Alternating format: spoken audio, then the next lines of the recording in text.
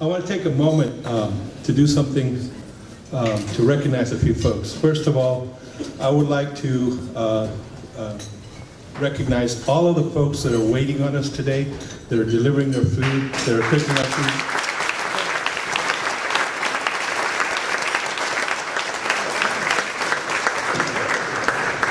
And I'm a veteran, and I got goosebumps when I saw the color guard. So where are the Marines?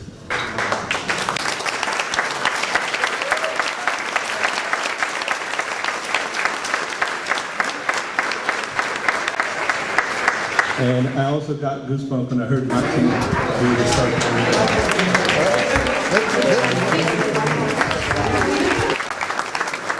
The video that you just saw underscores the quality of leadership of women in the South Bay. I want to be the first to congratulate Sandy and Carlos and the board, because the Regional Hispanic Chamber has grown from a small, sleepy chamber to a big chamber under the direction of Sandy and her board. So,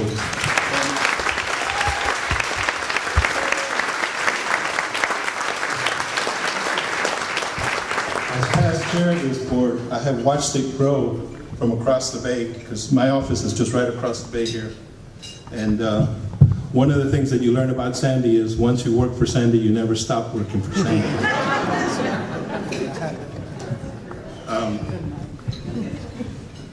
I know the work of the chamber because Sandy is tireless, and she's always working because she knows that the fastest growing community in California is the Latino community. Now, I know that we have a number of students here, so I would like for all the college and university students to stand up so we can give you a hand.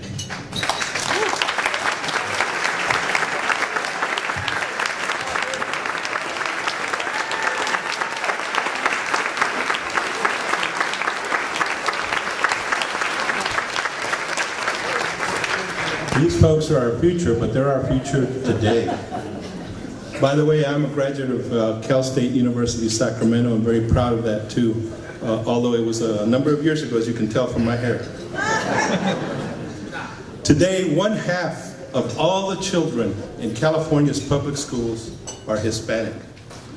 These are our leaders, and as we go through life, we need to make sure that we prepare these kids for a college and university education, because today's university education is yesterday's high school diploma. So the chamber is doing that, because when Sandy called upon me to help her back about 6 years ago, she was focused on education, and she had a bunch of educational, she had an internship program, which she still has going with Cal State Long Beach, and she was always working on education. So we have to make sure that we continue to let all of our kids. I have the best job at Cal State because I work with all of the underserved communities. I work with the African American community, Asian Pacific Islander community, Latino community, and the tribal communities. And we've got to do a much better job in California to make sure that all these kids that are dropping out and not graduating from high school graduate and have an opportunity to go to college.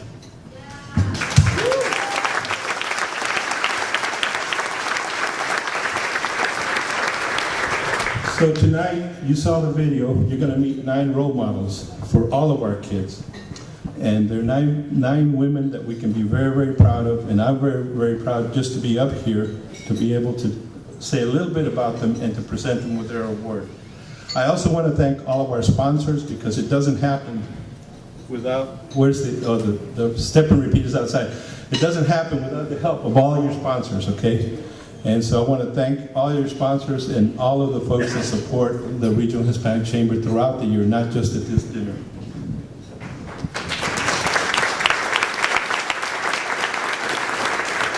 With that, I'm a little shorter.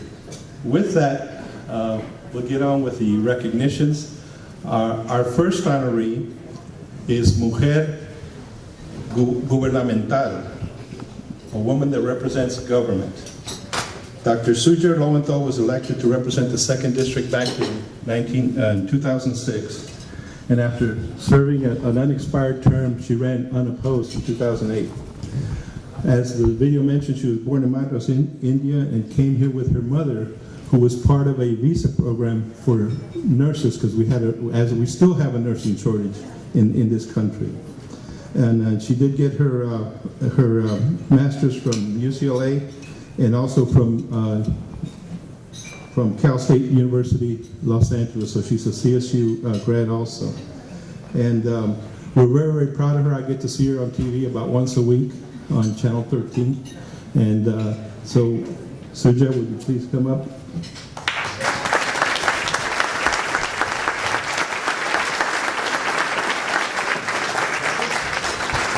Say a few words. Thank you very much. To say that I'm humbled to be seated with trailblazing women is an understatement. The women you see before you today are truly remarkable, and they go about their days doing very remarkable things. I just want to say very briefly, throughout history, we have known generation after generation, when a woman takes something to the top of her agenda, it transforms her neighborhood, it transforms her community, her neighborhood, her country, this entire universe. We have seen this time and time again. And as our keynote speaker said, we are just ordinary people, sometimes called upon to do very extraordinary things.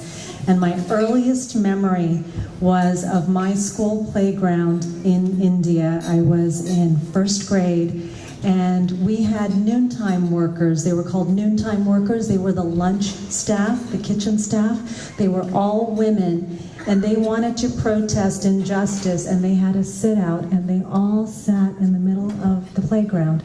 And that was my earliest memory of what a woman can do when she takes something to the top of her agenda. We are struggling with so many things. Our children are confronted with so many things, but do not ever forget that when our mothers and our sisters and our friends who are women take something to the top of their agenda, it will transform this community. I am really just an ordinary person given such extraordinary opportunities. I told my son this summer when we were in India, we saw a sea of people that were so much less fortunate than we were, and he asked me what the difference was, and I told him, it's not because we are remarkable, it's because we are lucky. And what we do with our luck and our fortune is what is going to change this world. So thank you for being here today. Thank these women, these trailblazing women. They will transform our community and our universe.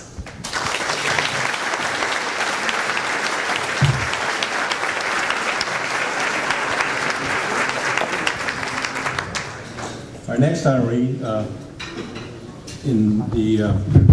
for disclosure, I'm a little bit prejudiced towards it. Dr. Mildred Garcia is being recognized as Mujer Educación, a woman in education. Dr. Garcia, and by the way, she likes to be called Millie, okay, not Mildred. Dr. Garcia got to Cal State Dominguez Hills about 3 years ago, and she has transformed that university from kind of a university with just marking time to a university that is on the move. Most recently, President Obama asked Dr. Garcia to come up to the White House and stand with him as he was reauthorizing the White House Initiative on Educational Excellence for Hispanic. There was only 3 educators with the president. Dr. Garcia was one, Ed Padron from Miami-Dade Community College was another, and Dr. Francisco Cigarro, who was the chancellor at the University of Texas, was the other. And that's the kind of person that we have here now. You saw in the video, she talked about how she got her doctorate in education at Columbia. She got 2 degrees at Columbia, but the real degree that she got was on the streets of Brooklyn. She got a PhD in living in Brooklyn, and if you survive Brooklyn, you can survive anything. Dr. Garcia.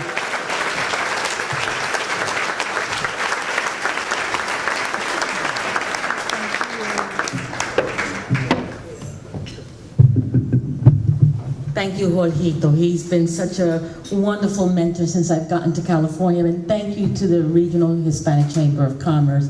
It is a real honor to be on this stage with such extraordinary trailblazers, powerful and beautiful women. So let's give them a hand. You know, my family and my mother and father, when they came from Puerto Rico to New York, they told us that la única herencia que una familia pobre le deja a sus hijos es una buena educación. The only inheritance a poor family can leave its children is a good education. And that is what they have given to me. And that is what I dedicate my life. Because if each one of us help our children go through education and get that bachelor's degree and go out and be those powerful people we want them to be, what a wonderful Latino community we will be. And so we are dedicated to work together to ensure that our children have the best education possible because they deserve it and they need it, and they go out and be the powerful people that they can be. And tonight I am honored and privileged that representing my family tonight is my cousin William Goicochea, who, although my family's in Puerto Rico and New York and Phoenix and all over the country, I have one family member here today. Thank you, William, for being here. And last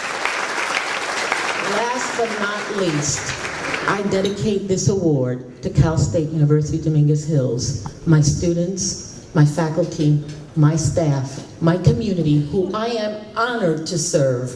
They are terrific people who work every day, helping every student that walks in through that door to reach their dreams. I want to thank them. This honor is for them. Thank you very much.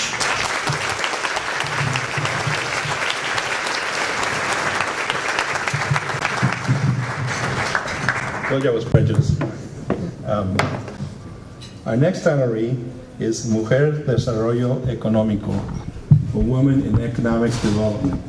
And that distinct honor goes to Luann Bynum. Ms. Luann Bynum, Mujer Desarrollo Económico.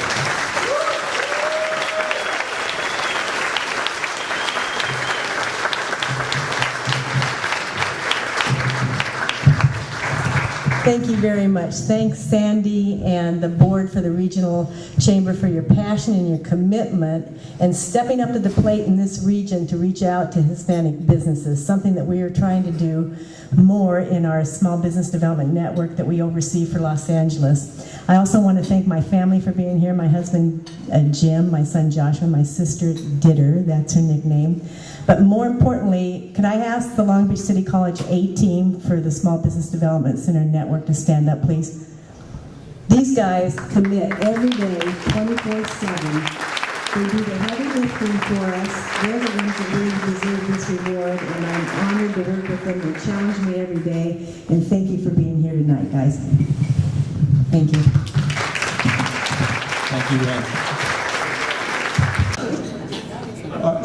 Our next honoree is Mujer Comunitaria. Brenda V. Castillo serves as Director of Governmental and Public Affairs for the Western region of BP America. She is the single point of contact for BP businesses such as U.S. retail, remediation, lubricants, alternative energy, pipelines, and logistics.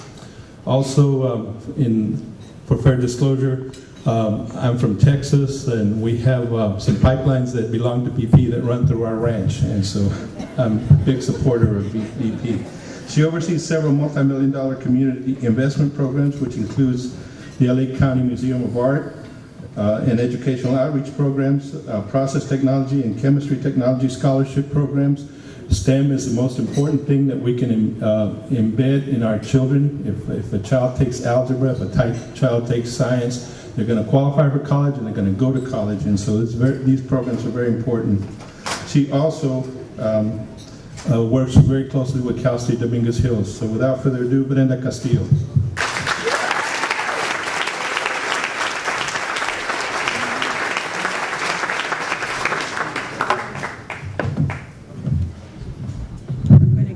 Very brief because I didn't know we were going to have a moment to speak.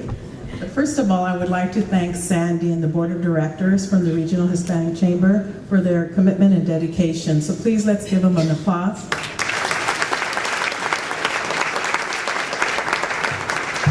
I am grateful to work for BP America because they allow me to do my work in the community, and what's more importantly is that they support me with making financial contributions to the Chamber and many other nonprofit organizations. And that is important. It's just